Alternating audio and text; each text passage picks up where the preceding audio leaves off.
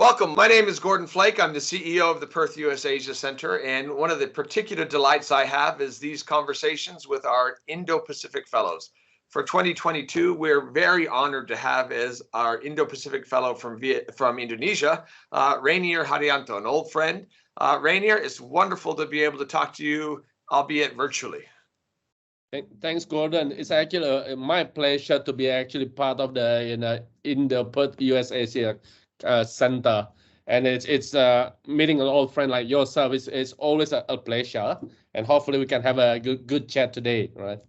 Well, I actually have not been to Indonesia for 2.5 years thanks to COVID. And I think that's the longest I've been away from Indonesia in the last 20 years. And so I look forward to, I should be there in November. I look forward to seeing you in person then. Likewise. It's for me, it's similar thing as well. It's been 2.5 years for me to travel, not traveling to Australia. COVID changed everything, right? So it's limit our mobility as well. And entering Australia used to be quite difficult, right? With all this, quarantine and anything else. But I think hopefully it's relaxing a bit next few months. No, we're already very much open, and like I say, I'll be there very soon. But look, we really appreciate during the last 2.5 years of COVID having had fellows like yourself, people who are willing to share their insights and perspectives with us from on the ground, like in Indonesia. So thank you for that.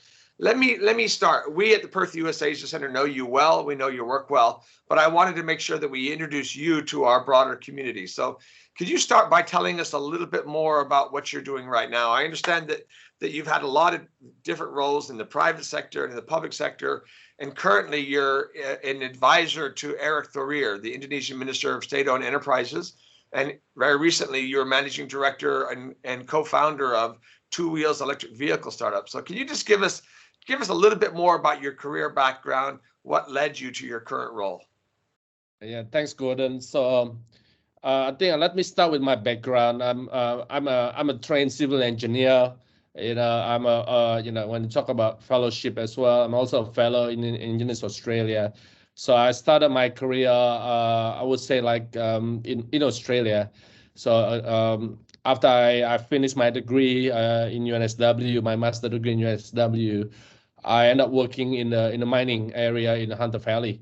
So that's starting my career. And next thing I knew that the career brought me to Middle East. I was working in Middle East to develop a new development area called Araha Beach.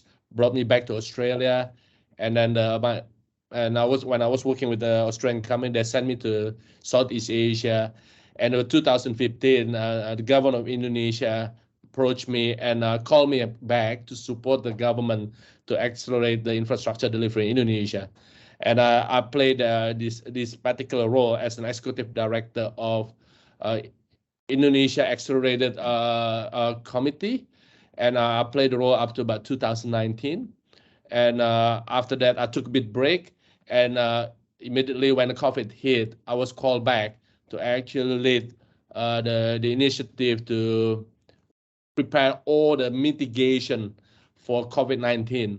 That will include on sort of converting number of hospital beds, importing vaccines, importing drugs, and also medical equipment, and then.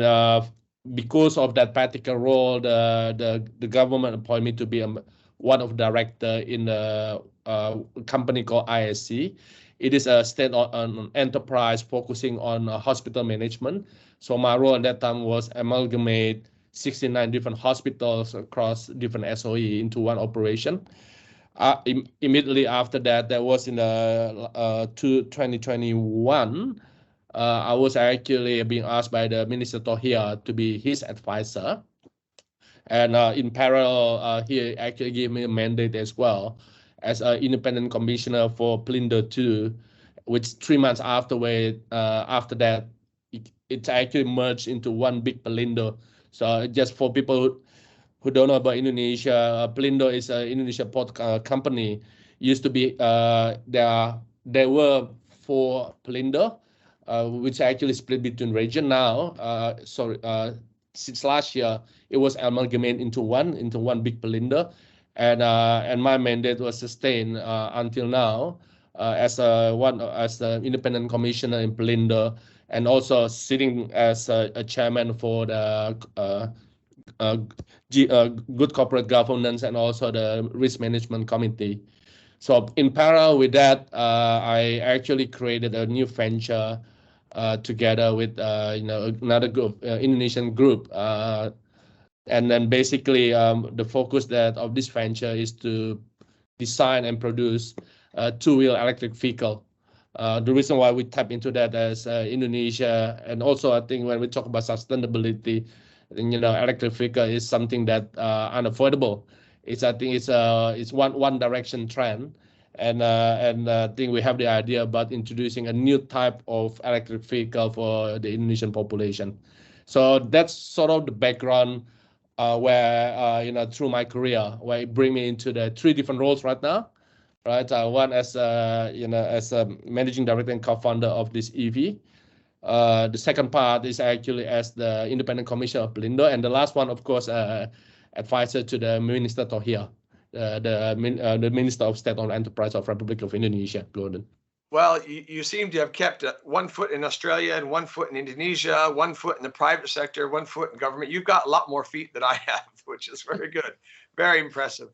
Hey, let me talk a little bit more about state-owned enterprises. Sure. We don't use the term very much in Australia, although obviously our public health sector is in many respects a public enterprise, right?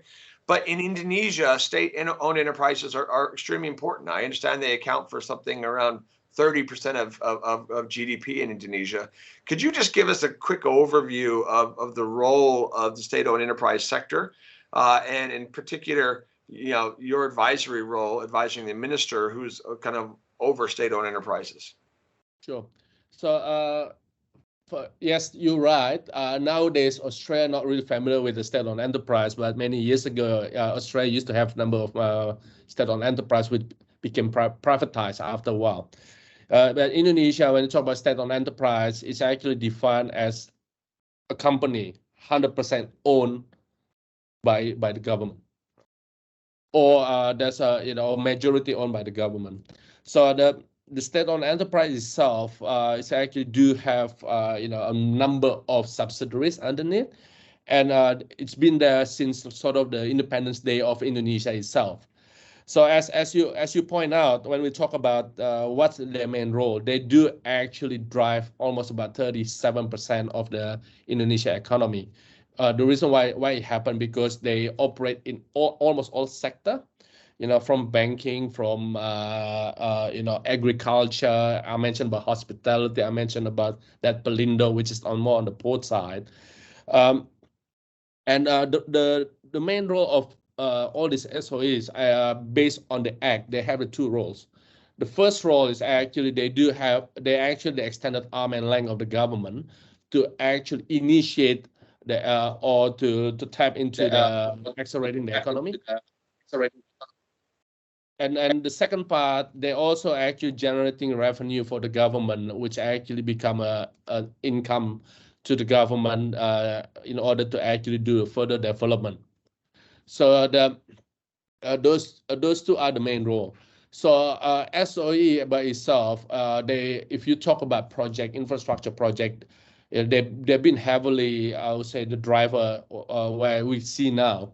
They actually took majority where they end up sort of they build a toll road connecting the northern part of Java. They're currently working on connecting the Sumatra Island as well. But in parallel, for many years, they also involved in building the telecommunication infrastructure across Indonesia. So nowadays, they're still doing that role. They, in terms of the projects, they still continue building like the fiber optics, the data center, and of course the main infrastructure such as ports, such as additional toll roads as well. So in terms of my role was massively more on the transforming the SOE, where I was actually being part of the team to actually look in terms of accelerating what we call the 88 program of the ministries, What are those 88s? Those are the programs where where I think the government look at it can actually transform SOE and also the Indonesian economy towards something different, something better. Some of the examples that I can share, for example, is actually the IPO of some of the SOE company, which rarely heard in the past. So that's one example. The other example are restructuring all the SIC, the SOE. Why I refer to the SIC SOE are actually SOE that do have huge liability but minimum revenue. I think if you read the news, organization like Garuda Indonesia, another organization such as Jiwasraya, the insurance, those are programs that involve. But when we talk about as a whole, the SOE itself is already transformed. When I share with you about what's the definition of SOE, in the past we can list down up to about 108 SOEs. The 108 SOEs, it's quite huge because they expand to different sector, and as a result of that, in the past, everyone think that doing business in Indonesia end up to be like quite difficult because it's been dominated by SOE. But nowadays, the role SOE has been sort of pulled back a bit, and what have been done? The number of SOEs sort of reduced from what used to be 108 SOEs, now turned to be about 41 SOEs. Gordon. And basically, when you talk about cluster, it used to be about 20 odd cluster. Now the number of cluster reduced to about 12 cluster. What I mean cluster is actually the focus where the SOE works, right? So now SOE focusing on a very strategic, subject, such as energy, minerals and minings, forestry, agriculture, health, manufacturing, infrastructure, the insurance, and also the banking, of course. So those are some examples. But again, the role SOE, even up to now, particularly during the COVID and economic recovery, become quite major because they not really they've been impacted by the global situation, but because they are the catalyst as well. So the rule that typically sort of occur on the private sector, for example, high return, high minimum, the liability is not really applied to the SOE. SOE has a different sort of arrangement, which actually truly balancing between the commercial and the state's the requirement as well. So hopefully that explains, Gordon, and I think it explains my role as well, hopefully. No, it really does. And I can see it's quite clear that somebody with your particular experience is very beneficial as Indonesia continues that transition. Let's talk about something that's a bit future oriented that brings together both your experience with the SOEs, but also your private enterprise as well. And that's the battery value chain. People tend to think about this only about China or Korea and Japan, but increasingly this is a sector that India is very much interested in, Vietnam is very much interested in, and given the evidence of your enterprise as well, this is something Indonesia is very much focused upon, right? Seeking to become an electric vehicle battery producer, and there's a whole questions about supply chains. About the minerals themselves, the industry. I just wonder if just give us a short snapshot of where the industry stands in Indonesia, and then we can talk about where it's going. Okay. Let me start with this. I mean, when we talk about industry, of course, you have to split between the upstream, midstream, and then downstream, right? So all the things that you described sits, when talk about minerals, it's more sitting on the upstream. I think, no doubt that nowadays when we talk of battery environment, I know there are a number of technologies, but I think the most popular one is actually nickel based. People know it as NMC, nickel, manganese, cobalt based, lithium battery. I think it's based on the fact that Indonesia actually has huge amount of resource of nickel. And as a result of that, if you look to what's happening globally, when we talk about nickel production, we understand in 2020, due to COVID and of course Indonesian export ban as well, suddenly the nickel production sort of reduced and declined about 7.4% in 2020. I think the figure, if I recall correctly, is about 2.2 billion tons of nickel. But what happened, 2021, it's actually bounced back. And there are a number of countries in the world that actually escalate their production of their nickel mining in order to actually sort of meet the market demand. And the top three is actually number one in Brazil. They increased by almost about 24%. Indonesia is actually coming in second, which actually Indonesia increased the mining production up to about 16.3%. And last one, of course, Colombia. In the region, I think the nearest one is actually the Philippines, where they increased about 5.1. But with that, Indonesia, in the same way, they implement, or they pretty much impose another ban on exporting minerals, Gordon. So means that anything that's been sort of mined in Indonesia, it needs to be sort of processed in Indonesia before it can be sent overseas. And with that nickel resources that Indonesia has, Indonesia realized that, and immediately what they do is they pretty much try to step in, try to take more control on that nickel production. And I just sort of talk a bit towards the future.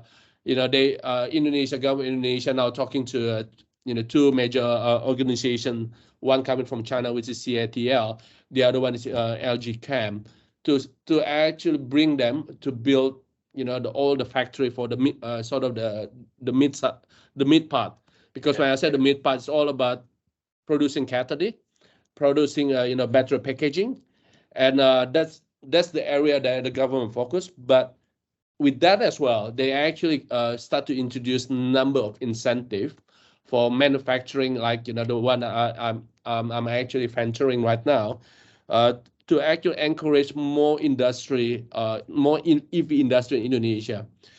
Is it something quite shocking? I don't think it is, because like by nature, by history as well, Indonesia do have ecosystem for automotive industry, and it just matter. I think it's about taking the resources, transforming, and basically tap into the EV to ensure that the know-how and also the ability to produce the EV vehicles is there and escalating because of the incentive being provided by the government.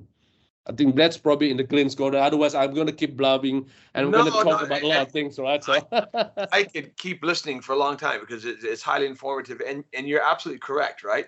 I don't think, and this has been worsened by COVID, that the international community would immediately associate Indonesia with future batteries, right? And yet the reality is, with the population of 290 million, a history of those core competencies, why wouldn't you? Particularly when you're one of the few countries that actually have the precursor minerals themselves, and the capacity. So it's a really important, interesting thing. I would also say our own work has made it very clear that the more diverse global supply chains are, the better, right? As you know, right now, with most critical materials, most battery productions, they all tend to have a choke point in one single country in the region. And obviously every country, Japan, Korea, the US, Europe, Australia, India, Indonesia, we benefit from having multiple choices as we move towards the future. So that's a good thing, really good. Correct, Gordon. I think on that as well, I think, though COVID seems hit us quite heavily, but it's actually given an opportunity for another supply chain structure coming in, right? And of course, it's arguable that whether nickel is truly the solution for the battery, but I think at the end of the day, it's actually what's the current technology that should be adopted to ensure that sustainability is shifted totally, right? So at the end of the day, it's we have to rely on that, right? Oh, fantastic. Well, again, it's highly educational, and I'm sure many of our community will be deeply interested to know about your efforts and what's happening more broadly. Let's shift and step back earlier. One of the important roles of state-owned enterprises in Indonesia has been infrastructure. Correct. As a nation of so many islands, in such a diverse and spread out population. Infrastructure isn't just about the economics. It's really about tying the country together, right? And so I wonder if you might just give us a sense, in the 9 years I've been at the Perth USAsia Center, we've been talking about infrastructure in Indonesia almost every single year. Can you give us a sense for, how things stand right now? Do you see a sense of progress? What do you want us internationally to understand about the infrastructure development in Indonesia today? Okay. Actually, it was part of my work when I share with you in terms of the role I play when I was pulled back by I was actually called home by the government, right? So I think when talk about infrastructure, if you look to the infrastructure, demand and supply, there's still a gap, right? Because the Indonesia, as you mentioned, about 270 million population spread across about 13,700 islands. And basically it's not just sort of leading, and yes, the population show is more concentrated in Java, but reality wise it's quite spread as well. The challenge for Indonesia is one, on the economy, but two is actually on the logistic cost, because of that disparity. The infrastructure has been well built. And of course, the huge impact is the infrastructure cost sits somewhere about 25 to 27% of GDP, which is considered quite very high compared with other neighbor countries in the region. I mean, Malaysia, for example, is already hit on the lower 10. Singapore is a single digit. So it means that with the growth of Indonesia economy and the growth of the population, if they keep maintaining that level of logistic costs, it's going to be quite difficult for the Indonesia to grow, and achieve, what the forecast being done by a number of institutions globally, where they can become, the top 5 economy of the world. And therefore, the building infrastructure at this point, from my point of view, it's become quite paramount, because it's creating a backbone of the economy. So when we talk about Indonesian infrastructure, the demand of Indonesian infrastructure, if I look to the numbers being produced by the Minister of Public Work and Housing, interestingly, they between 2020 and 2024, they will require about $429.7 billion for capital expenditure to build infrastructure during this period. And the issue, of course, coming down to the ability of the government to meet that demand. Government by itself, I looked to the number about a few days ago. The budget itself, the available budget only sits about 159 billion. Right. So means immediately you can see there's about 270 billion, dollars that needs to be seeked from somewhere in order to have this infrastructure keep developed, and that become a backbone of the economic growth as well. And when we talk and where those numbers, the government of Indonesia is expecting coming from, of course, one is private sector. The other one, they realize that SOE, again, because of their role, they become another entities that will help the government to accelerate the infrastructure delivery. So SOE, again, they don't have they don't have enough equity as well. And so far, SOE can only commit about 90.2 billion. And with that, the SOE being involved quite heavily, in the sort of project where it's not not financial feasible for private sector. Well, it means that, the IRR, some of the toll road they build at present, if you look to the number, because there's no generation of traffic yet, the number seems to be low.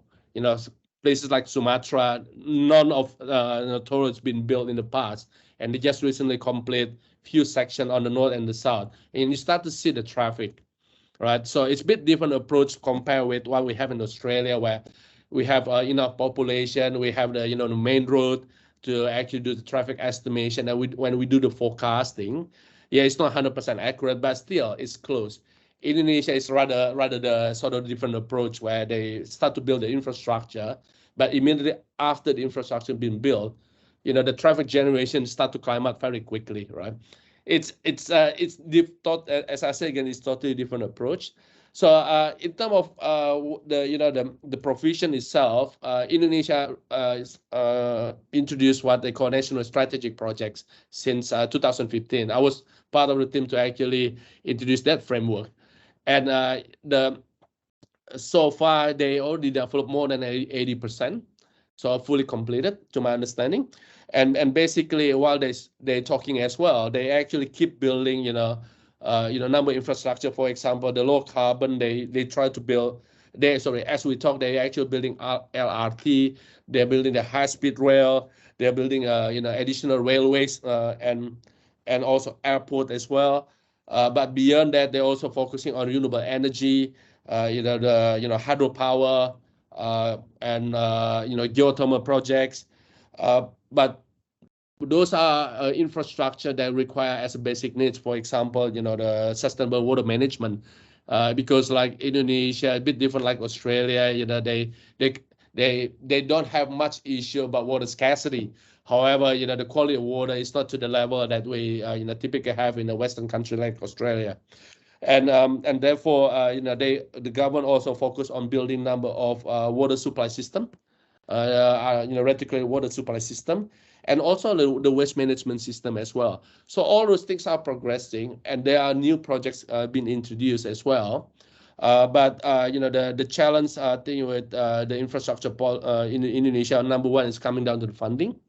Yep. Number two, of course, the challenge over the land title. The Indonesia, it's quite wide, and the land title is quite challenging because sometimes it's been owned by a number of parties. But having said so, the Indonesian government they introduce various regulation and acts to make sure that smooth development can happen in Indonesia. But the third one, I think when we talk about infrastructure, all this new brownfield infrastructure, the government, I understand, they try to recycle the asset. However, when doing asset recycling, it's as I explained before, the approach are so different. They know that this new brownfield project, they do have potential to, in terms of revenue, increasing the revenue, but because this is just a new asset, for 1 or 2 years asset, so it's not really sort of like the implementation itself. It's not to the level where everyone expected. If they do a benchmark comparison with other countries, right? So those are, I would say, the challenges that Indonesia face right now. Well, you've actually raised 100 more questions in my mind, but this short interview is just to introduce you, your experience, your expertise to our broader community, and I come away with several really important conclusions. Number one, while there is an ideological, almost a theological debate about privatization versus state-owned enterprises, there's no question that in times of pandemics, in times of economic development, it's an important lever for government. And the Indonesian government is fortunate to have you with your background and your experience and an advisory role thinking through those broader trends, right? Secondly, it's quite clear that Indonesia is very much kind of focused on the future. Coming out of the pandemic, your own private sector enterprises, as well as the country's kind of focus on electrification is a key one going forward. And the final one is how much the Australia-Indonesia relationship depends on people like yourself who have had education in Australia, who've brought that back and worked together on these things. And so we at the Perth USAsia Center are honored to have had you as a 2022 Indo-Pacific Fellow. We appreciate your expertise. You're sharing time with me today. Let me end with one final question. Since I've not been to Jakarta for over 2 years, almost 3 now, when I go in November, what's different? What do you think is the biggest change that's taking place in Indonesia? What will surprise you, or surprise me, or what should I focus on? I think number one is if we talk about infrastructure, you'll be surprised that the COVID-19, it didn't stop the construction, Gordon. So like maybe if you remember 2.5 years ago, if you came to Jakarta, there was construction everywhere, and it's quite difficult for you to actually travel. And now it's already well constructed and it's been used by people as well. That's number one. Number two, of course, everyone wearing masks, Gordon, so don't be surprised with that. I know in Australia, people now intend to let go the mask part, but Indonesia is still maintaining that discipline as well. But the thing that will not surprise you is actually the traffic jam is coming back. Well, so during COVID, I remember like traveling anywhere. It took me only about 10 minutes because like there wasn't any traffic. But now, unfortunately, Gordon, the traffic came back. Well, I look forward to the food. I look forward to meeting old friends like you. I look forward to seeing the new infrastructure. I don't look forward to the traffic, but we'll take 3 out of 4. Rainier, thank you for your time today. Thank you for doing this interview. I greatly appreciate it. The pleasure is mine. Thank you very much, Gordon.